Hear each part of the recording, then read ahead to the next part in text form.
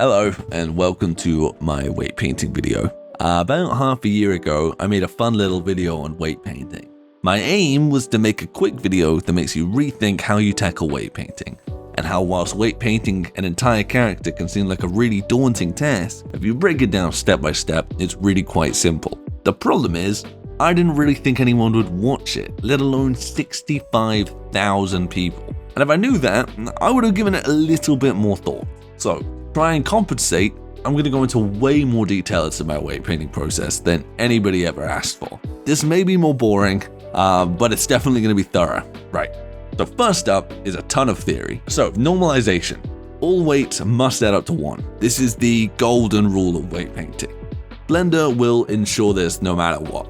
So if you have a bone weighted to a mesh with a weight of 0.5, Blender will take that bone as a weight of 1, since it's the only bone with any influence. The same goes for weights above 1. If there are two bones that both influence a vertex with a weight of 1, Blender will average them out so that they add up to 1. So essentially, they both have a weight of 0.5 each. This process of making the bones add up to 1 is called normalization. If you want to weight a bone to 100% influence over the area, you have to first paint it with a weight of 1, and then remove the weight from all other bones. This would obviously be very painful to weight paint an entire character this way. So, luckily Blender has a feature called Auto Normalize, which automatically steals the weight from other bones to make the weight add up to 1. An aspect to keep in mind is locking vertex group. Weight can't be added or removed from a locked vertex group. So if I weighted a bone to 1, but there was a locked group with an influence of 0.5, the bone I weighted would be auto-normalized to have a weight of 0.5, since it can't steal the weight from the locked group. In practice, this means that if I work on a transition between two bones and then I lock the bone, no matter how much I mess up down the line, the transition I have already weighted won't be affected. When weight painting, when I'm working on the transition, I will add some weight, then smooth it out with the blur brush. What smoothing weights does is it averages out the weight based on the surrounding weights. So it takes an area with high weight and low weight and averages out between the two. This essentially adds or removes weights from the smooth vertices so they're smoother. Now, my question is, what happens to the added and removed weight with Auto Normalize? The added weight is simply evenly taken from any bones that have influence over that specific vertex. But what about the removed weight? How does Blender know where to distribute that removed weight? The real answer is that Blender has no fucking idea. It just guesses based off the bone's position and existing weights, but it can unfortunately get it very, very wrong. This is how you end up with random stray weights after using the blur brush, or worse, it'll completely destroy your existing weight painting. Because of this, when weight painting, you want to lock all other vertex groups and only unlock 2 groups at a time. For example, you would work on the transition between the shoulder and upper arm, then you would lock the shoulder and work on the transition between the upper and lower arm, then you would lock the upper arm and work on the wrist transition, and so on until you reach the fingers. Since all the other groups are locked, any weight you remove from the active group is added to the only other unlocked group. The final thing we need to discuss is whether or not to use automatic weights. Automatic weights definitely has its uses, but personally, I think it causes more issues than it's worth. Firstly, it's harder to clean up than starting from scratch. With empty groups, you're only ever dealing with 2 groups at a time, but that's difficult to do with automatic weights, as there is often very small amounts of influence spread very far. It becomes very difficult to ensure there are no stray weights without going through and manually checking each bone. Secondly, it's less reliable. If you can't do it manually, then you're at the mercy of whatever the machine spits out at you. Blender does a pretty good job, but there will be times where you can't get a good result no matter what. Empty groups guarantees good results every time. Thirdly, automatic weights forces you to use the same cleanup process for every area. With empty groups, you can use different approaches for different areas. Certain places are way easier to weight paint if you tackle them in a certain order. At the end of the day, you can use automatic weights if you want. But I think if you're looking to take rigging seriously, you should at least learn to do it the manual way. Then you can decide for yourself which you prefer. Okay, I know that was a lot of theory, but now we're on to the demonstration. Hello?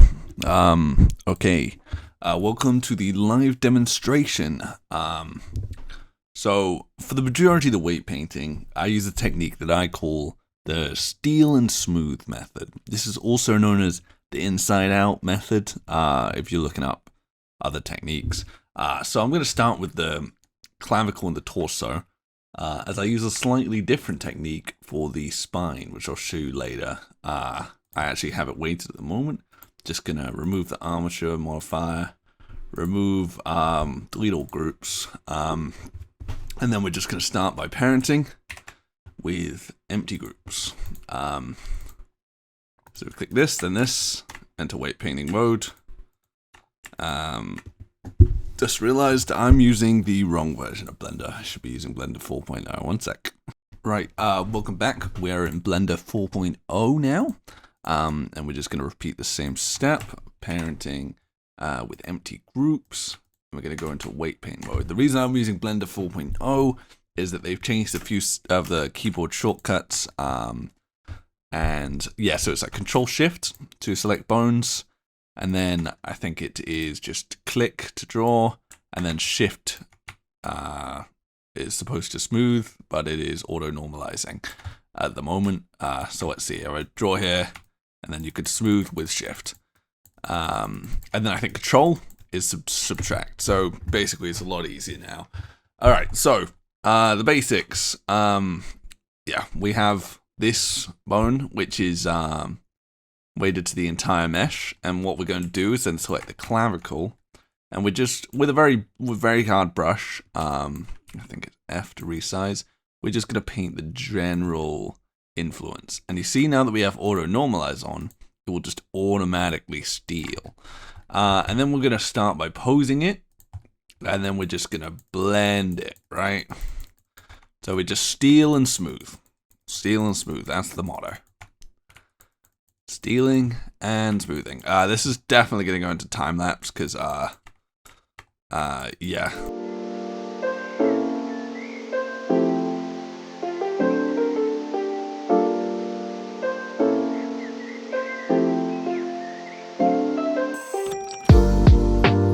So one small thing to know, I have this add-on called Paint Through. I think just, maybe I'll find a link, put it in the description. Basically just allows you to, when you turn it on, anything you weight paint goes right through to the other side, which is very useful at times. But yeah, you just, basically you just pose it in various different different angles. Add a little bit, smooth a little bit, take a little bit away, add a little bit, smooth a little bit, until you get basically just a nice fall off. Yeah, I'm gonna maybe do a live stream sometime where I explained a little bit more in depth what I'm thinking. But obviously I want to keep this video a little bit brief. So yeah, back to the time lapse.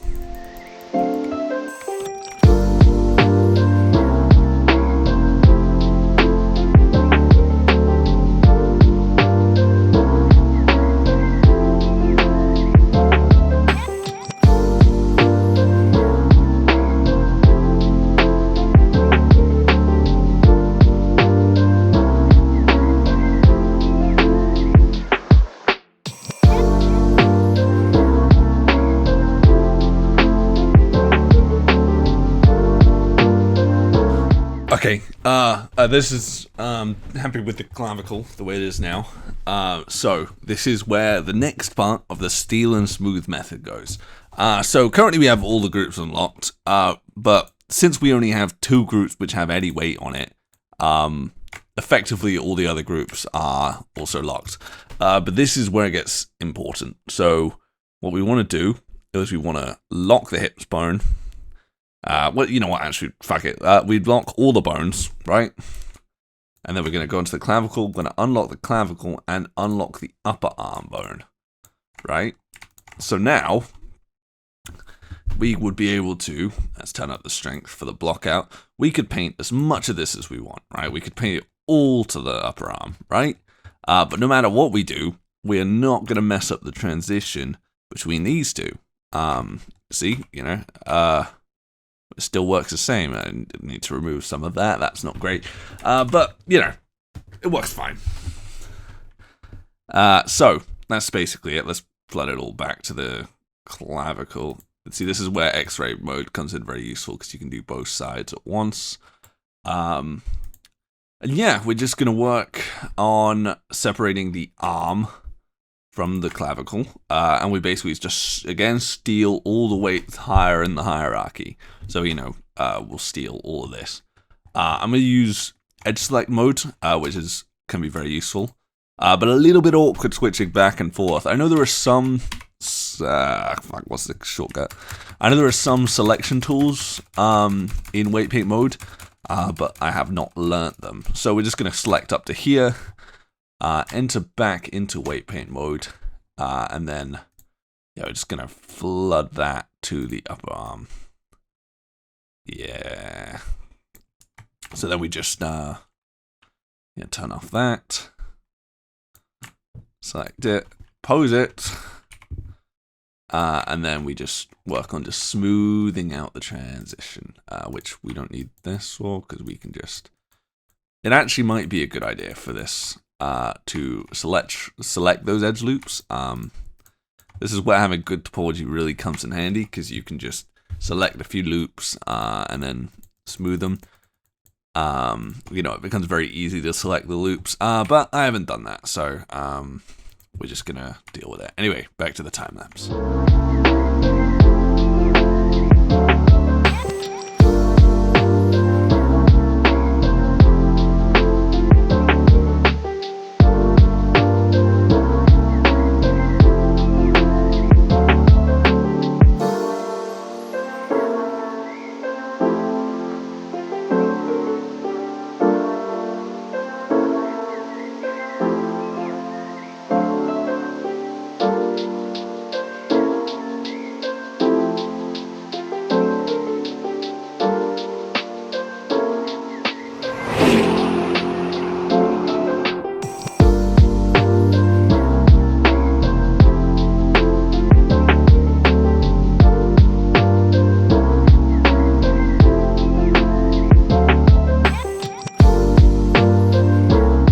Now, once we're done with that, we then move on to the elbow.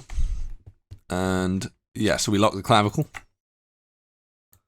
unlock the lower arm,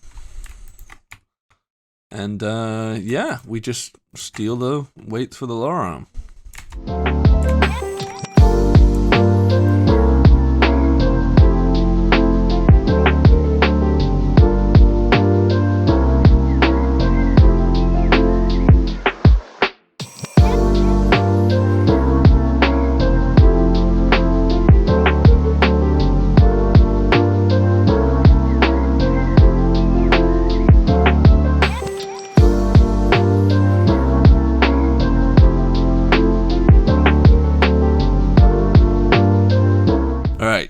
So I've just realized for this character, the elbow is placed awkwardly. So I'm going to try and reposition that. I think it should be further up, like here. So I'm just going to move that. I'll do another video explaining more about how the bones are set up, as this is just one part of a hopefully longer and larger rigging course. Yeah.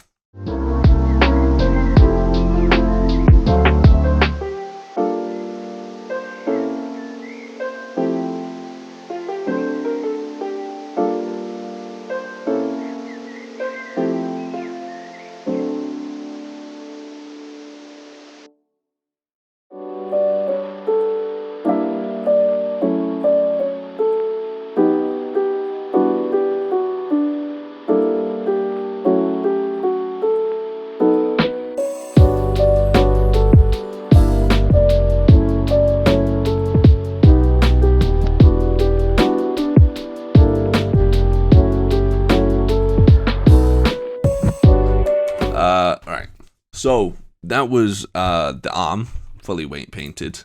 I know that I didn't go into that much about the, what I was actually thinking, what I was doing.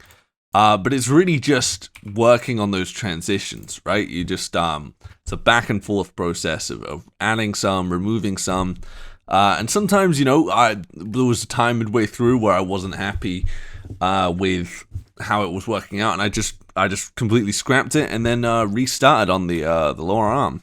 And, you know, the benefit of this approach is that you can do that. You know, you can't really fuck it up. You can't really mess it up because you have all the other groups unlocked. So the only thing that you can really do is go back to where you just started. Like, you know, I'm still not 100% about these weights. I would probably, you know, tighten up this a little bit. And, you know, Blender's weight painting tools, they aren't the best. It's a little bit clunky. But, yeah, overall, pretty good.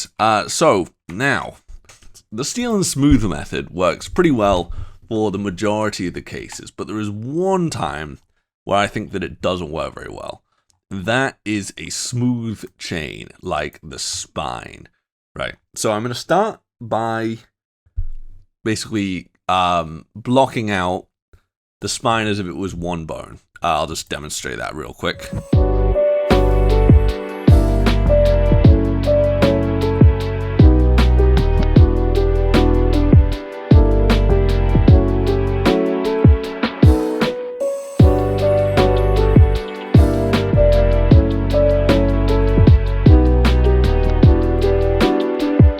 By the way, this mesh has some inside faces, which are really annoying. I'm just kind of ignoring them and getting them out of the way. What I would do, and what I did do, is basically just create a duplicate model. As part of the mirroring process, I just delete the faces, and then when I reproject the weights, it projects all the outside weights onto the inside faces as well. Yeah. That's another tutorial, alright, so don't worry about that.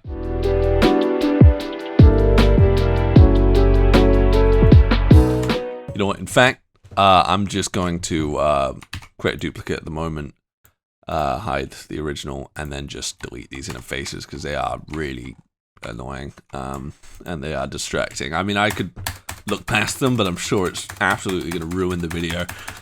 So yeah, I basically just select them, select the inner ring, and then just expand it until it hits the outside. And then I'm going to do the same for, for the, for these.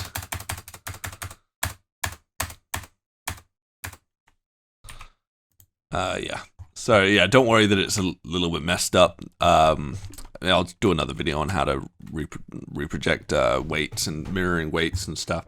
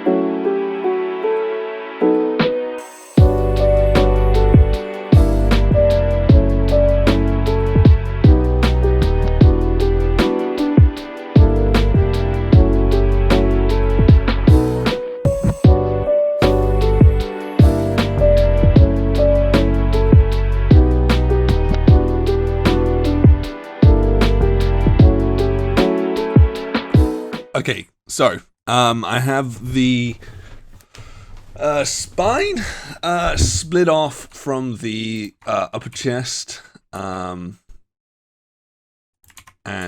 from the hips. But ideally we want this to be a smooth chain, right? Okay, so the difference between a smooth bone chain and a regular bone chain is how the influences are distributed. So with a regular bone chain, you have the clavicle, the upper arm, and the lower arm, right? And if you were to plot them out on a graph, it would look something like this. All right, I'm drawing with a mouse, so you'll have to forgive me. Right, and then so this is the lower arm, the upper arm, and then the clavicle. So at this point, they're both 0.5. Here, they're 0. And then, you know, here they're 1. So basically, the clavicle and the lower arm aren't really blended together at all. This makes, doing the transitions easy because you can focus on the transition between these two and then the transition between these two, and then these two don't really interact at all. Thing about a smooth bone chain like the spine is the distribution looks something more like this, where you have the influences sort of stretch all the way along, right? So here, so this point might be like 0.25, or let's even sorry. So this might be 0.5, but then all of these might have like 0.1, 0.2, 0.1. So this basically becomes very hard to smooth it all over and also keep it even. I probably explained that terribly, but basically, with one given vertex most of the time, it will have about 2 influences on it, maybe 3, depending on where you are at. But like the upper arm will either be blended between the lower arm, or it will be blended between the clavicle. It won't be blended with all 3, but with a smooth chain, it will, and that becomes a little bit awkward. So I use a different method called the block and smooth. We're going to start with just the one bone. No. So we're going to start with basically blocking out each bone to a weight of 1. But the first thing we're going to do is we're going to duplicate this vertex group, and we're just going to rename it TMP non-deform. So yeah, we can basically do anything we want with this group, and it's not going to affect any of our weight painting because it's a non-deforming vertex group. We obviously don't want to do that, but we're just going to lock it for now, or it's going to delete it. Great, that's just brilliant. Okay, yeah, so just duplicate it, hide it. That'll come into play later. You'll see why. So what we're basically going to do is block in each bone with a weight of 1. Transparency mode is very useful during this stage because I can just sort of paint right through. So yeah, and then I'll block it out and I'll show you what to do next.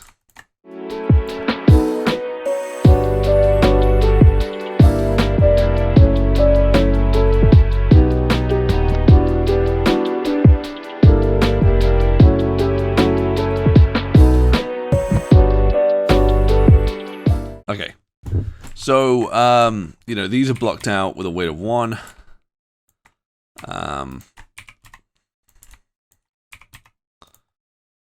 It doesn't have to be perfect. Now what we basically want to do is we want to select the entire range, but we don't really want to get the edges, right? Because if we get the edges, then it will mess up the transition between like the upper spine and the chest, or the hips and the lower spine. So this is where this random vertex group comes in.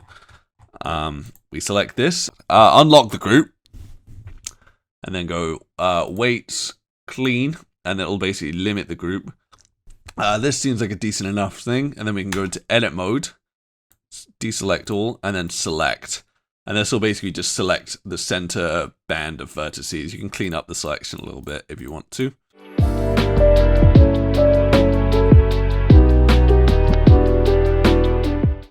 So then we're going to click this. We can delete this group now, but probably leave it because I'm probably going to mess up the tutorial and have to go back and re-record. And then we go weight, smooth. I use about 20 or so iterations, and for some reason everything likes to get messed up when you do it. When you click undo, so click on it, and click out, and then click back in. Hopefully fix things. Weights, smooth, and then you go Shift R, which is to repeat, and then you repeat that for each group. And that should just smooth this sort of thing. And then we go into pose mode. the twist is a very good one to check. You see that we're still getting, these are a bit more vertical and then it's horizontal. We sort of want this to be very smooth. So I think we're going to go back in. And then we're going to go weights, weight smooth, Shift R, Shift R, Shift R. And then that is giving us a very nice, very smooth result. Yeah. And then, but it still keeps this sort of transition because we only selected the center band of vertices. Yeah, that's basically it. That's my way of, weight painting very smooth chains. Yeah, definitely needs some cleanup, but hopefully you got the idea. I want to do a live demonstration at some point where I go through, I take a character from start to finish, and hopefully be able to answer any questions, and you can see more of my thought process. But this will hopefully rectify any concerns you had with the old weight painting video. I hope you enjoyed it. Yeah, I'm terrible at these talking live and doing it at the same time, but at the same time, it's also really, really difficult to record and then get all the footage and have it be cohesive. So hopefully you understood something. If not, whatever, there's like thousands of other channels out there. All right, bye-bye.